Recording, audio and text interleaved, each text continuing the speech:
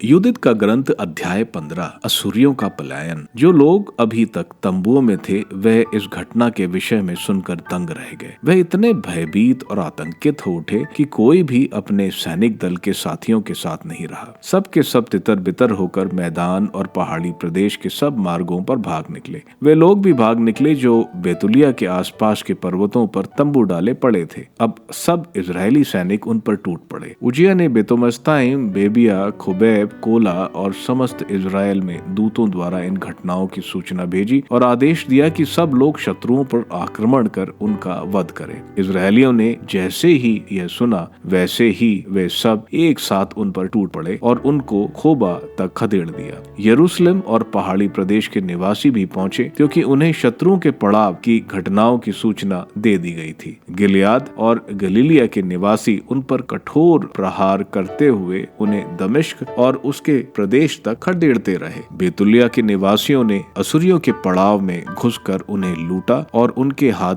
बहुत सारा धन लगा। युद्ध से लौटने वाले इजरायलियों ने शेष सामान हथिया लिया। पहाड़ी प्रदेश और मैदान के गांवों और बस्तियों के लोगों को भी लूट का बहुत धन मिला क्योंकि वहां अपार सामग्री पड़ी हुई थी। यूदित को बधाइयां। महायाजक यहोयाकीम और यरूशलेम में रहने वाले नेता यह देखने आए कि प्रभु ने इजराइल के लिए क्या उपकार किया था और इसलिए भी कि वे यूदित के दर्शन करें और उसे बधाई दें। उसके पास आकर सब ने एक स्वर से उसे आशीर्वाद देते हुए कहा, तुम यरूशलेम की महिला इजराइल का गौरव और हमारी जाति की कीर्ति हो। तुमने यह सब अपने ही हाथ से किया। तुमने इजराइल का कल्याण किया और ईश्वर तुम्हारे कार्य से प्रसन्न है। भद्रे सर्वशक्तिमान ईश्वर का आशीर्वाद तुम्हें अनंत काल तक प्राप्त हो। इस पर सारी जनता ने कहा आमीन आमीन। जनता 30 दिन तक पड़ाव लूटती रही। लोगों ने यूदित को होलीफरस का तंबू, उसकी समस्त चांदी, पलंग, पात्र और सारा सामान दे दिया। उसने